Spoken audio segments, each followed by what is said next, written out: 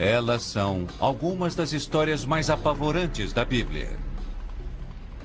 Histórias de cidades lendárias destruídas pela mão de Deus. Sodoma e Gomorra, reduzidas a cinzas em uma chuva de fogo e enxofre. As muralhas de Jericó, ruindo ao som de trombetas. Mas será que essas histórias são reais ou trata-se de ficção? Arqueólogos estão começando a descobrir algumas respostas. Provas de uma catástrofe estão por toda a parte. Mas isso confirmaria os relatos da Bíblia ou levaria a algo diferente? Mistérios da Bíblia. As cidades perdidas.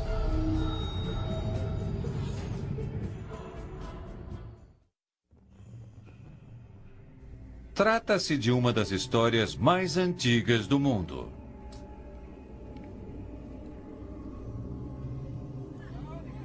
Uma história de duas cidades, cujos nomes são praticamente sinônimos de pecado: Sodoma e Gomorra. Com o passar dos anos, a história do que aconteceu a elas se tornou uma parábola vibrante de sexo e prazer. Uma fábula moral sobre corrupção e pecado, que paga seu preço por isso. Há cerca de 4.000 anos, Sodoma e Gomorra tinham essa reputação, embora a Bíblia em momento algum diga exatamente o que elas haviam feito para merecer isso. O Gênesis diz apenas: agora os homens de Sodoma eram maus e grandes pecadores perante o Senhor. Mais adiante, ele menciona abominações, mas não especifica do que se tratava. Na verdade, temos muito poucas informações a respeito do que exatamente estava acontecendo ali. Talvez por isso que Hollywood, entre outros, seja tão fascinado por Sodoma e Gomorra. A história está aberta para quem quiser pensar. O que acontecia ali? Não sei, mas deve ter sido alguma coisa ruim.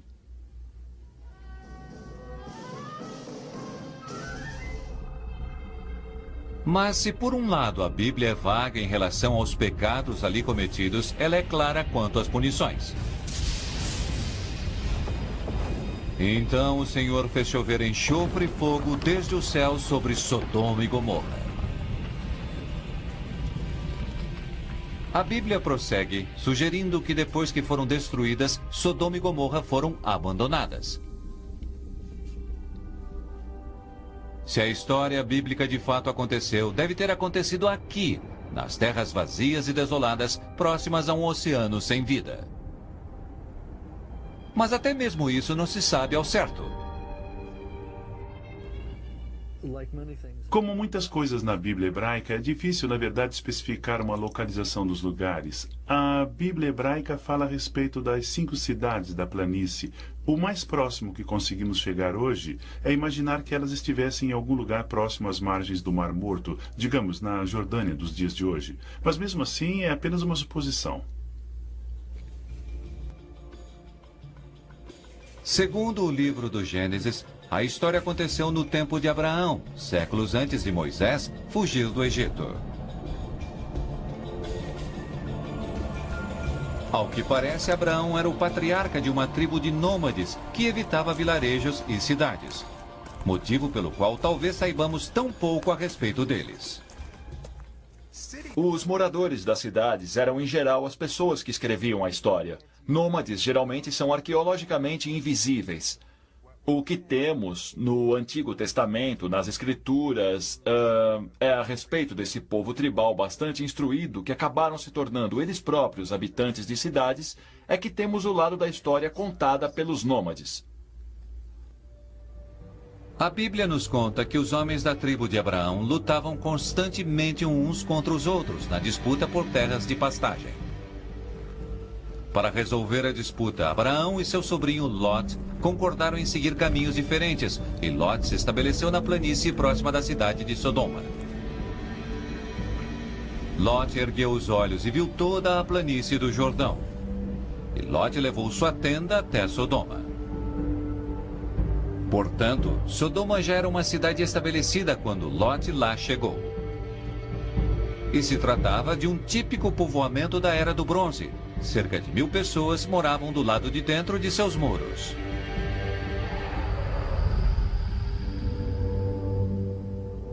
Ninguém chegou a descobrir provas de que essa cidade realmente existiu. Mas, na verdade, ninguém realmente a procurou. Até que um arqueólogo chamado William Albright fez uma viagem ao Mar Morto em 1924. Bem, algumas das pessoas que estavam com ele estavam sem dúvida procurando por Sodoma e Gomorra, geralmente as cidades das planícies. Então eles chegaram até lá seguindo o texto bíblico e circundaram a margem do extremo sudeste do Mar Morto. E bem no final de seu levantamento, aqui, eles se depararam com Babedrá. Babedrá era um local da Era do Bronze, mas não havia qualquer prova de que fosse uma cidade. Parecia ser um cemitério. E Albright não tinha os recursos para escavá-lo. Portanto, quase 50 anos se passaram até que alguém voltasse ao local e começasse a cavar. O arqueólogo Paul Lapp liderou a escavação de 1967, e Thomas Schaub era uma das pessoas envolvidas na escavação. Desde então, ele voltou ao local muitas vezes, descobrindo com o passar dos anos um cemitério enorme, até mesmo para os padrões da Era do Bronze. Esse é o maior local para sepultamento que já escavamos em Babedrá. Tem cerca de 15 metros de comprimento e 7 metros de largura. Encontramos centenas e mais centenas de potes aqui, além de esqueletos e ossos. Encontramos um sepultamento com ouro e joias. Escavamos mais de 700 peças de cerâmica, que eram presentes funerários aqui, incluindo muitos pequenos jarros de perfume e muitos outros objetos, inclusive tecido. E algo incomum, os restos de estacas de madeira que eram usadas como paleta para carregar os corpos para o local do sepultamento. Foi uma descoberta emocionante. Um local de sepultamento que havia sido usado cerca de 1000 anos por volta da época de Abraão e da destruição de Sodoma. Mas não havia nada que ligasse o cemitério a Sodoma, a não ser isso. Em cerca de 2350 a.C., os sepultamentos cessaram subitamente. E ninguém sabia o porquê. Há infindáveis razões para que um local não volte a ser ocupado. Algumas delas podemos explicar, outras não. Talvez o suprimento de água tenha acabado, talvez o ambiente tenha mudado, talvez o clima tenha mudado, talvez as pessoas tenham sido exterminadas, mortas. Nas temporadas que se seguiram, os arqueólogos ampliaram suas buscas, procurando sinais de uma cidade perdida. E não demorou para que encontrassem alguma coisa. Traços de habitações humanas nas encostas de uma colina com vista para o cemitério.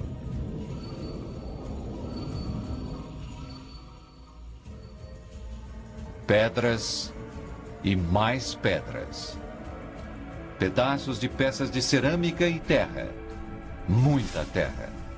Isso foi o que os arqueólogos em Babedrá tiveram de enfrentar em sua busca pela bíblica Sodoma. Há um fascínio em relação ao que foi outrora perdido e agora foi encontrado.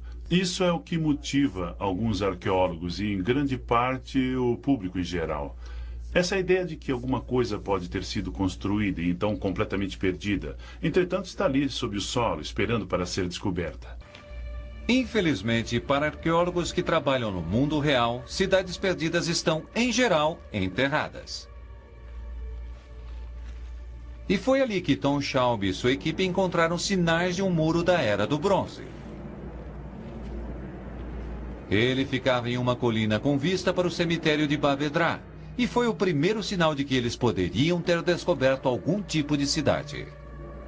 E a pergunta da qual não se podia fugir era: teriam eles encontrado Sodoma ou Gomorra? Os arqueólogos começaram a cavar, e aos poucos surgiram os contornos de um povoamento. Está vendo a face do muro oeste do sítio? Aquela é a fundação do muro, e sobre ela havia uma superestrutura de tijolos de barro. O muro era muito mais alto pelo que pudemos concluir, considerando os tijolos de barro que caíram. Uma descoberta levou a outra. Essa é uma bela vista de um dos muros do santuário e do outro muro com uma entrada. Não era bem a mesma coisa de se encontrar uma cidade perdida inteira. Mas o difícil trabalho começava a valer a pena. Bem aqui, há uma área livre de uma praça, e é bem provável que tenha sido o lugar onde a maior parte dos negócios eram feitos, do lado de dentro dos portões. À medida que colhiam mais informações, os arqueólogos perceberam que haviam descoberto algo singular. As fundações de uma cidade do tempo de Abraão, ou ainda anterior a isso, exatamente no lugar em que a Bíblia sugere que estivesse Sodoma.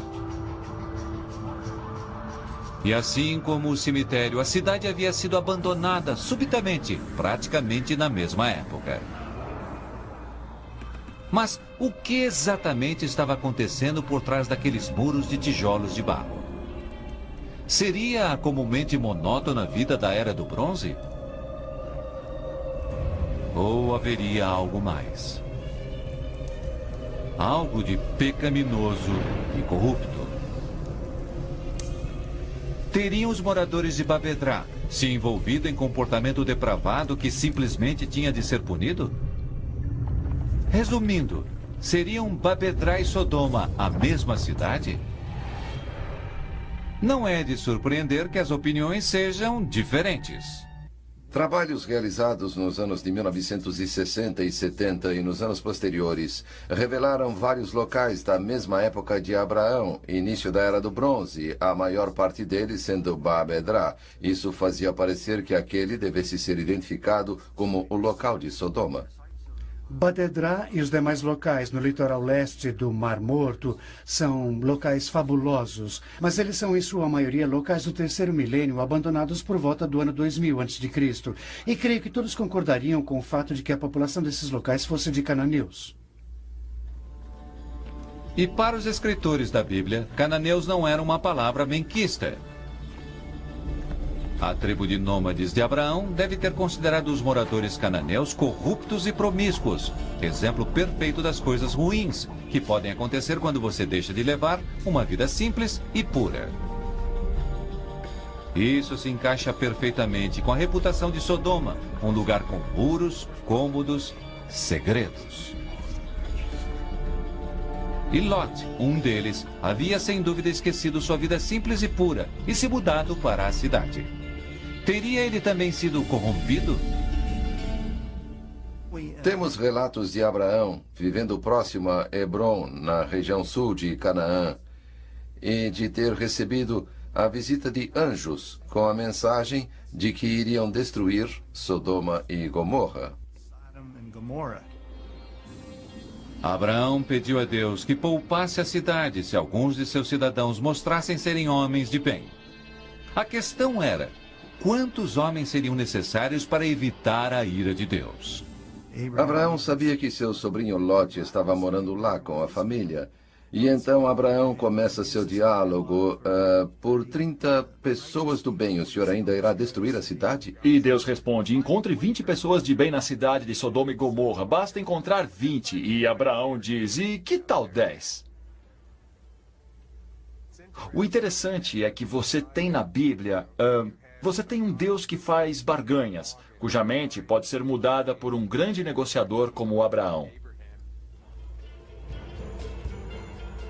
Para contar os homens bons de Sodoma, Deus envia 2 anjos para visitar a cidade.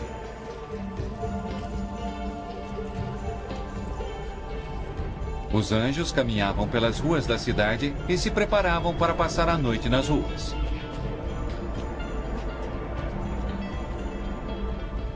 Mas quando chegaram à casa de Lot, o único homem bom de Sodoma os convidou a entrar. Naquela noite, eles partilharam uma refeição com Lot, a esposa dele e suas 2 filhas adolescentes. Mas o restante da população de Sodoma não partilhava com Lot essa hospitalidade e tinham algo bastante diferente em mente para os anjos. Eles queriam que Lot os entregasse a eles, aparentemente para que o povo da cidade os usasse para sexo. Mas Lot se recusou de certa forma. Num determinado momento, Lot tentava barganhar com o povo da cidade. E se eu lhes der minhas 2 filhas em vez dos anjos? E o povo da cidade dizia, não, queremos os anjos. E aquilo realmente se transformou naquela história monitorial, como a última gota d'água para Deus. E ele diz como que, certo, Lot, saiam da cidade, você e sua família, esse lugar está condenado.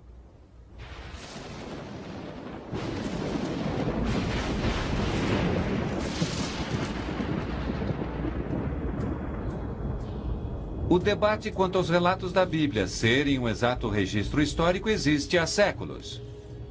E a história de Sodoma e Gomorra não é exceção.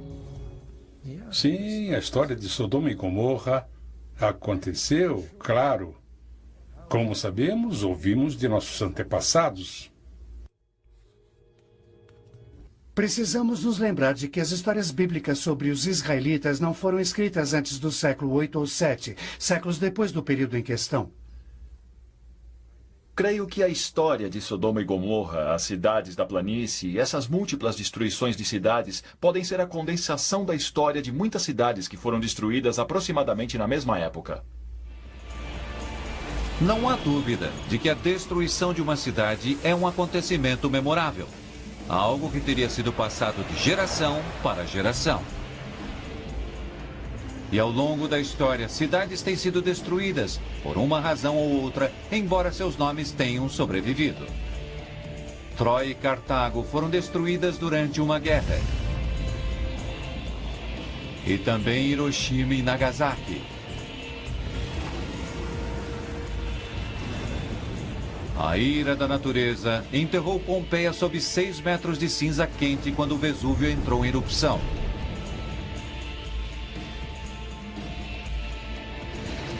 São Francisco foi arrasada por um terremoto. O furacão Katrina atingiu Nova Orleans, deixando-a debaixo d'água. Em inglês, o termo usado pelas empresas de seguro para esses acontecimentos é atos de Deus. E as pessoas que viviam na Era do Bronze provavelmente não teriam discutido a respeito dessas afirmações. Quando lemos a Bíblia, é possível ver suas observações de fenômenos naturais, descritos como esse misticismo, como esse fantástico poder de Deus.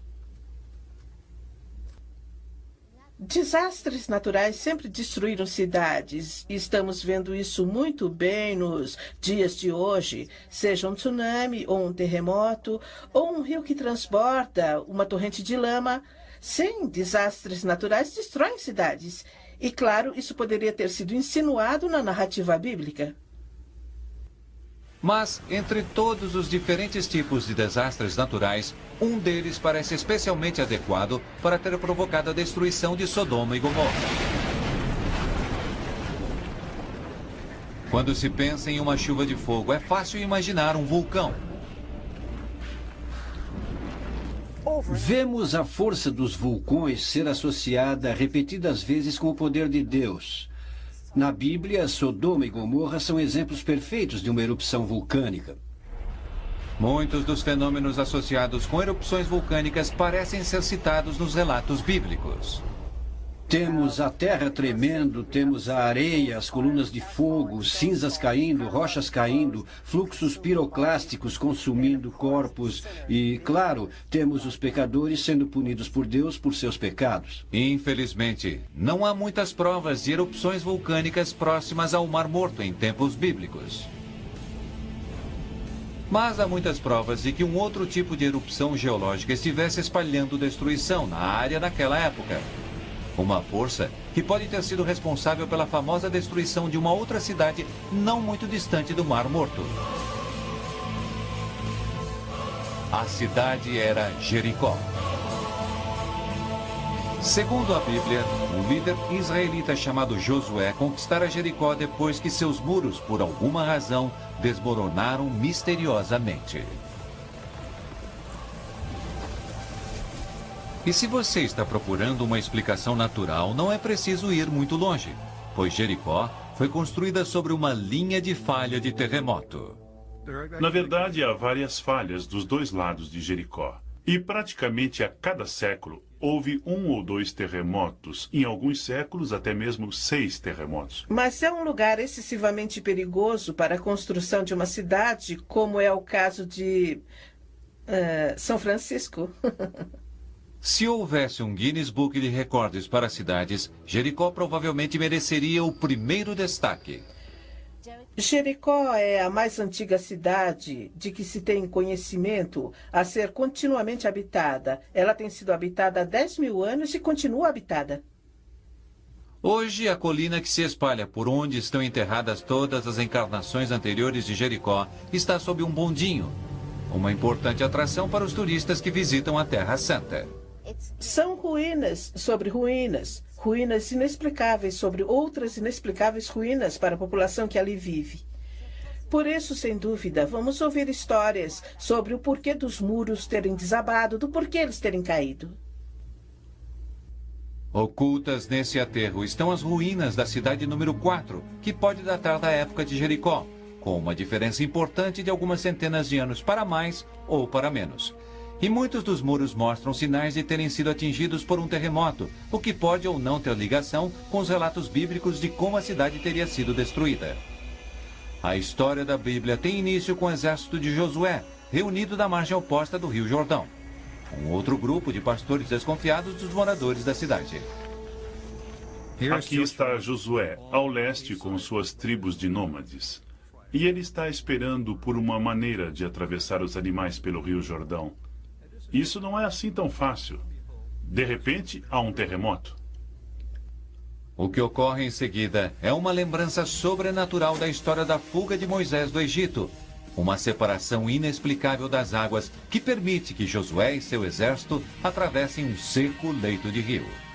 Entretanto, esse milagre pode ter uma explicação natural. Na região chamada Damia, quando há terremotos, temos enormes avalanches que ocorrem por ela e que, na verdade, bloqueiam o fluxo do rio por 1 ou 2 dias. Rio abaixo, o leito fica, na verdade, seco. Na verdade, Damia é o nome da província de onde se origina o termo dam, represa em inglês. Teria uma oportunidade militar simplesmente surgido para Josué e seus homens? É possível, pois a Bíblia fala do ataque ter ocorrido logo após a colheita da primavera, que é exatamente a ocasião errada para qualquer um que planeje um cerco. Se você vai atacar uma cidade, vai querer cercá-la e deixar o povo morrer de fome. Não se ataca uma cidade quando a colheita acaba de ser feita e a cidade está repleta de alimento e não há nada plantado nos campos para ser colhido para o seu exército. O que acontece a Jericó em seguida parece um milagre. Lemos em Josué capítulo 6 que os israelitas caminharam ao redor da cidade durante 6 dias e no 7º dia eles tocaram as trombetas. E o povo gritou e a Bíblia diz que os muros vêm abaixo e os israelitas invadem a cidade. Até mesmo o som de trombetas pode ser explicado. Pouco antes de ocorrer um terremoto, quase sempre é caracterizado por um barulho como um ronco. Muitas pessoas, ao descreverem esse som de pequenos terremotos, por exemplo, comparam o barulho com o de uma lareira. Outras dizem, não, é mais como um avião a jato passando por perto ou uma tempestade ouvida à distância. Portanto, Jericó foi destruída e a Bíblia diz que um dos muros caiu completamente para que os invasores pudessem subir, entrando na cidade. Aquela descrição pode ser compatível com alguns dos achados arqueológicos, como os muros caídos de cidades. Tratava-se de muros de tijolos muito grandes e compactos. Um dos muros, na verdade, caiu na época da destruição da 4ª cidade de Jericó. E é exatamente isso que vemos arqueologicamente. Ela formou uma rampa natural que leva à cidade, permitindo ao povo caminhar até a cidade por uma inclinação bastante suave, praticamente sem resistência alguma. A Bíblia nos conta que os israelitas saquearam e queimaram a cidade, mas ela não foi roubada. Isso parece se encaixar com a descoberta de trigo e cevada enterrados nas cinzas da cidade 4.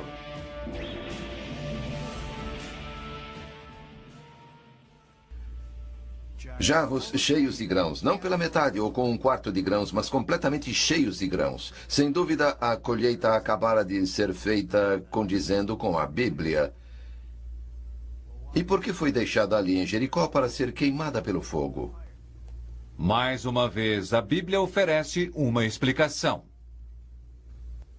Os grãos não deveriam ser levados pelas pessoas que haviam tomado a cidade e era para ser deixado ali ou queimado ou usado como sacrifício a Deus, sendo queimado, mas não deveria ser levado. A maioria dos arqueólogos concorda que Jericó foi destruída pelo menos uma vez nos tempos bíblicos. Entretanto, as datas não parecem coincidir com a conquista de Josué. Há uma grande destruição, uma violenta destruição pelo fogo da cidade de Jericó, que a maioria dos arqueólogos dataria entre 1500 e 1475 e atribuiriam isso aos egípcios. Se eles estão tentando colocar Jericó em um contexto da história bíblica e estamos olhando para Jericó construída cerca de 1200 anos antes de Cristo, um pouco mais ou menos, ela não tinha muros. Portanto, eles não desmoronaram, seja por uma trombeta sendo tocada ou por um terremoto. Não havia muros. Eis o verdadeiro problema. No século 13 a.C., quando Jericó poderia ter estado lá para que fosse destruída por Josué, não havia nada. A elevação está abandonada. Sempre digo aos crentes, se eles precisam de algo como um milagre, Josué destruiu uma cidade que nem mesmo existia. Um estupendo milagre. Se Jericó foi ou não destruída como diz a Bíblia, não há dúvida que a cidade foi repetidas vezes abalada por terremotos. E a mesma linha de falha sísmica que corre sob Jericó também se estende para o sul, onde teria passado sob Sodoma e Gomorra e as outras cidades da planície.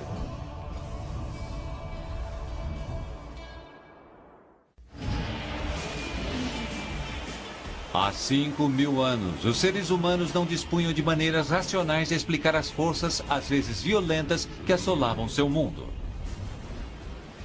Tempestades e tornados, enchentes e terremotos pareciam acontecer sem qualquer motivo aparente. Nas terras bíblicas, a terra sob os pés se movimentava constantemente, às vezes transformando a paisagem quase da noite para o dia. Todo o curso de um rio poderia ser alterado dramaticamente e você acabaria tendo de reconstruir suas estradas e casas durante períodos de tempo muito curtos. Não havia consenso quanto a como as coisas aconteciam naquele universo. Um universo realmente bastante caótico.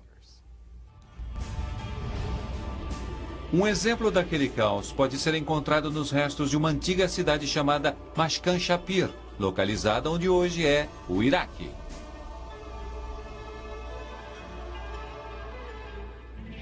Alguns historiadores chegam até mesmo a especular que o que aconteceu a Mashkan Shapir inspirou as histórias de Sodoma e Gomorra. E não é difícil entender por quê.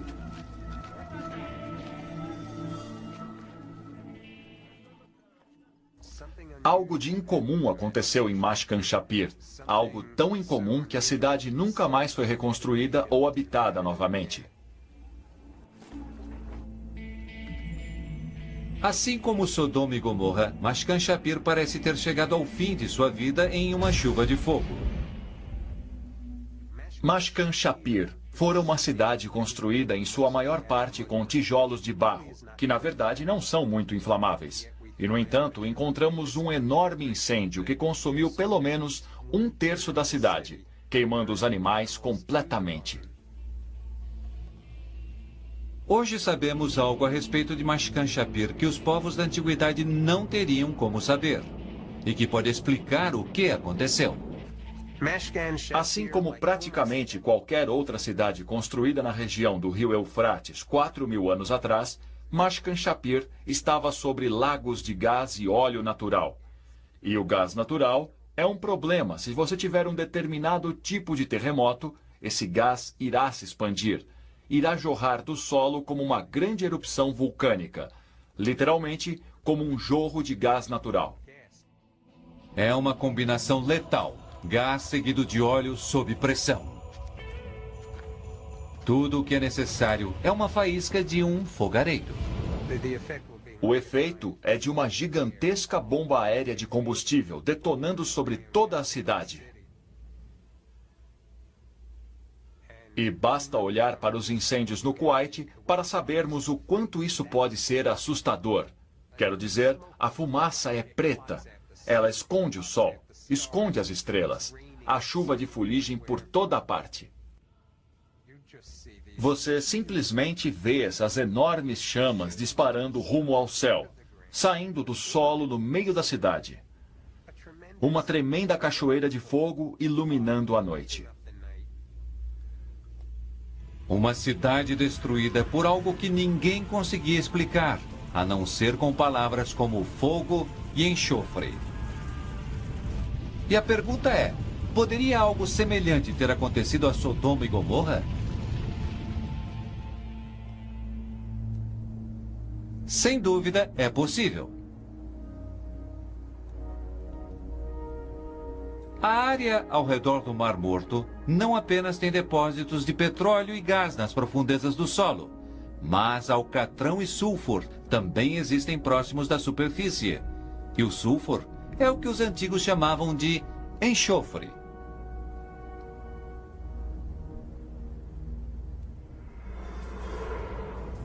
Petróleo, gás, alcatrão, sulfur, em uma área propensa a terremotos.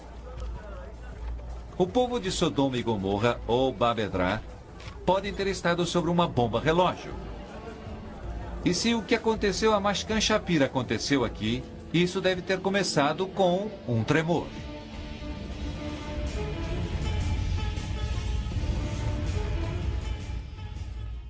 Em geral, a primeira coisa a acontecer é um movimento, mais parecido com um movimento para cima e para baixo. Então tudo começa a balançar.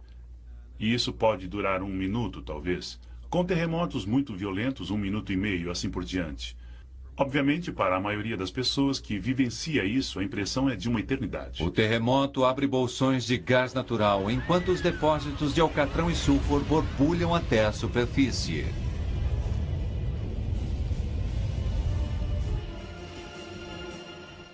Se as pessoas naquele momento estivessem preparando alimento ou algo assim, seria preciso apenas um fogareiro e esse gás chegando até ali teria provocado efeitos impressionantes. Na verdade, haveria um espetacular desastre da Era do Bronze. Quando o gás entra em combustão, depósitos de óleo, alcatrão e sulfur se incendeiam. Fogo é lançado sobre a cidade.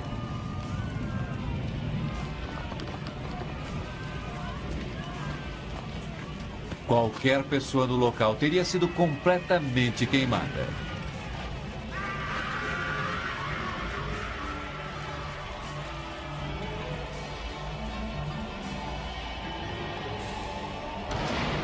E qualquer um, a uma distância segura, teria testemunhado algo assombroso.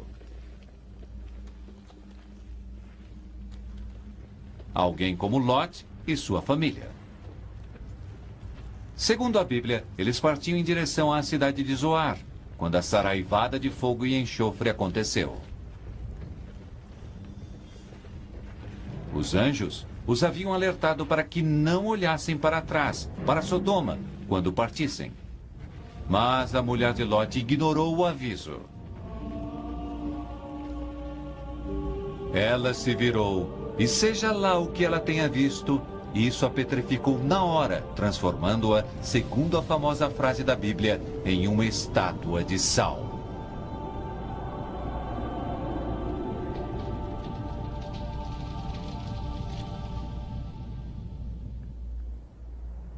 Mas em Babedrá, que alguns acreditam tenha sido o local de Sodoma, há poucas provas de tamanha destruição pelo fogo.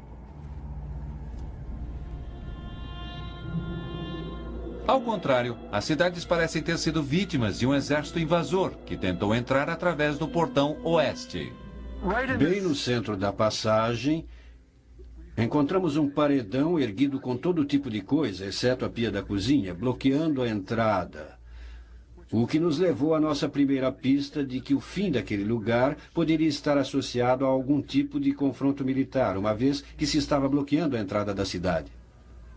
Para passar por entre o enorme portão de madeira, os invasores construíram uma enorme fogueira junto a ele.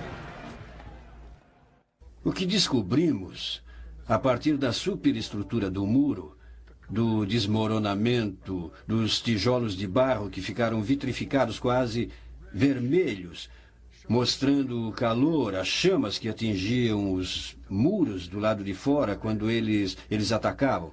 Não indica que eles de fato entraram na cidade, mas sem dúvida que houve algum tipo de ataque ao lugar. Não há como saber quando o ataque aconteceu ou o que aconteceu com as pessoas que moravam aqui. Tudo o que se sabe é que por volta de 2350 a.C., ninguém morava na cidade ou usava seu cemitério. Assim como Lot e suas duas filhas, todos os sobreviventes de Babedrá tinham agora de se cuidar sozinhos.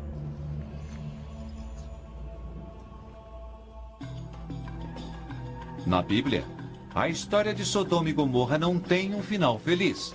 Até mesmo para Lot e sua família, que conseguiram escapar. Conta-se que Lot veio para a cidade de Zoar, depois da destruição. Mas teve receio de morar ali. Assim, Lot e as duas filhas se abrigaram em uma caverna.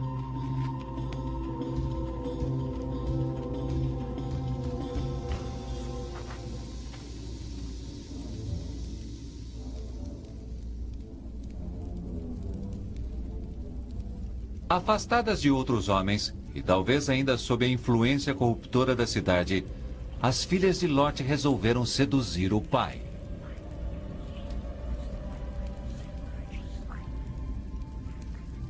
Elas embriagaram Lot com vinho e então fizeram sexo com ele.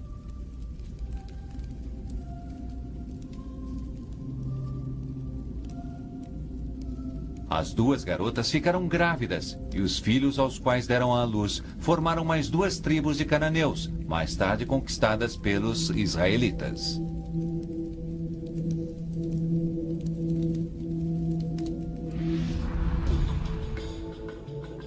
Segundo a Bíblia, Zoar está próxima da moderna cidade de Saf, cerca de 48 quilômetros ao sul de Babedrá. E foi ali que um arqueólogo grego descobriu algo em 1989 que ficara perdido durante 1000 anos. Um monastério bizantino construído em frente a uma caverna dedicado ao santo Lot. Eles achavam que aquela caverna em especial, onde haviam construído sua igreja, fosse a caverna na qual Lot e suas filhas haviam morado.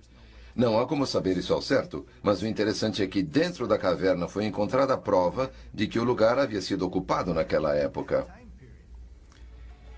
Isso colocaria a ocupação da caverna de Lot no início da Era do Bronze, mesma época de Babedrá.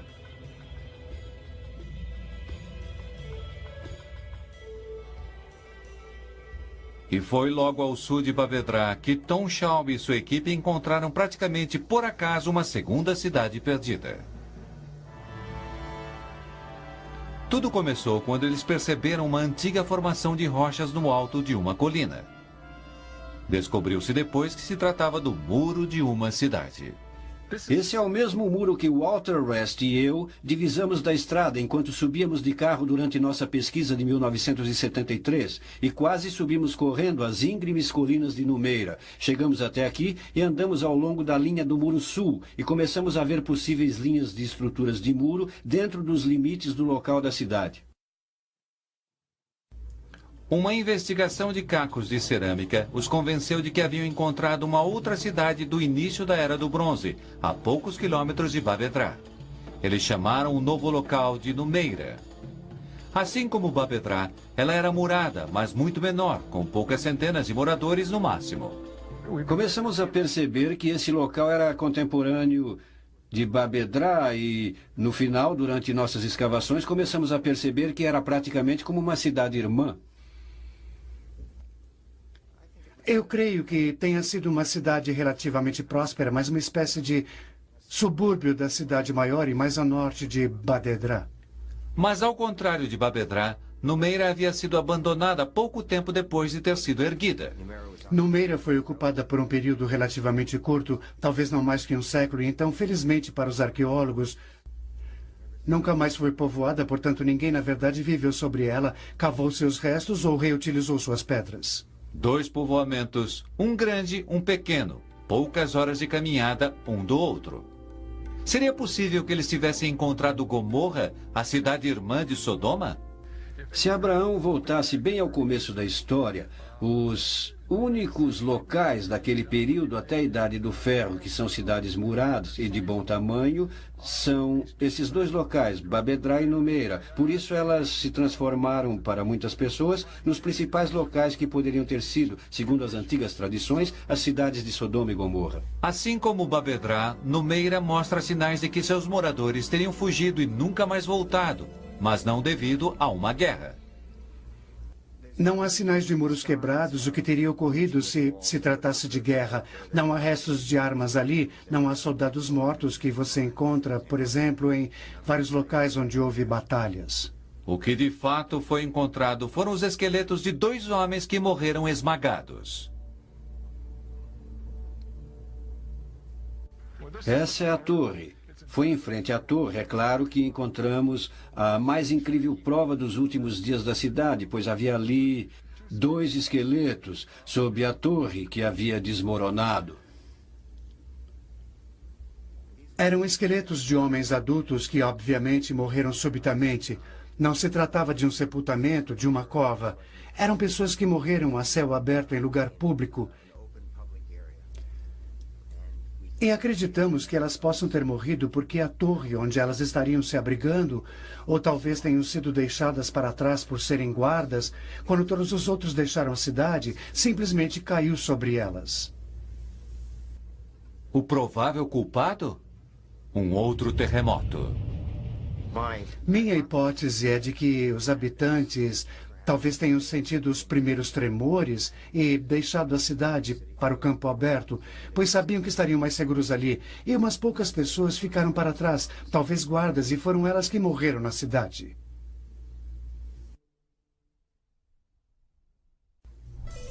As ruínas de Numeira revelam também algo mais, que traz uma repercussão bíblica. Ao contrário de sua cidade irmã, Numeira foi consumida pelo fogo. Tudo que escavamos indicava um alto nível de destruição. Encontramos até 30 a 40 centímetros de destroços com cinzas, incluindo restos de vigas de madeira carbonizadas e fragmentos de instrumentos de trabalho. Portanto, o que quer que tenha ocorrido aqui está bastante espalhado por todo o local. Deve ter ocorrido com um grande incêndio. Havia uma espessa camada de cinzas sob o solo da superfície por todo o local. Telhados de como e esse tipo de coisas. Vigas e telhados de madeira teriam sido queimadas muito rapidamente. Se o fogo tivesse sido acompanhado de depósitos de gás, alcatrão e sulfur que explodiram, os resultados teriam sido inesquecíveis. Não é preciso muito para se imaginar que, se houve um grande incêndio, o efeito de betume e asfalto naquilo tudo teria sido espetacular. E, mais uma vez, isso seria o suficiente para que essas cidades ganhassem um lugar permanente na memória popular devido à sua destruição. Depois disso, os restos das 2 cidades teriam permanecido descolorindo sob o sol, enquanto milhares de viajantes passavam por eles ouvindo histórias de como as cidades haviam desaparecido. Portanto, estamos falando de pessoas passando de boca a boca uma história sobre a destruição dessas 2 cidades durante mais de 1000 anos. E quem sabe o que foi mudado à medida que essa história era contada? Você também poderia ter na história de Sodoma e Gomorra e na de outras cidades que foram destruídas nesse grande desastre ou em vários desastres com o passar do tempo, possivelmente o lado nômade dessa história. Você está apanhando diferentes momentos de diferentes períodos da história, está misturando todos eles e criando uma narrativa coerente acerca de um acontecimento que, na verdade, não ocorreu.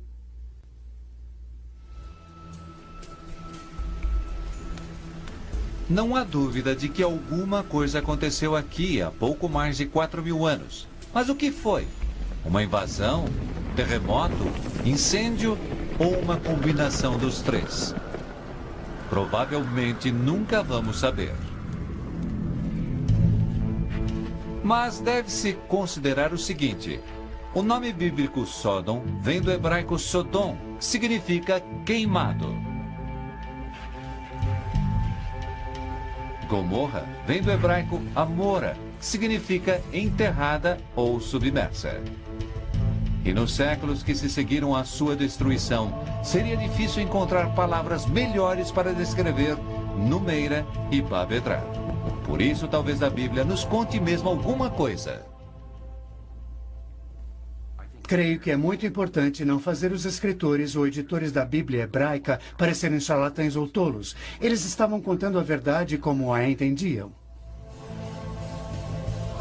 E a verdade, como eles a entendiam, envolvia sexo e destruição, pecado e a ira de Deus. Ligue os pontos. Acrescente uma moral. E você tem uma história que irá durar milhares de anos ou até mais.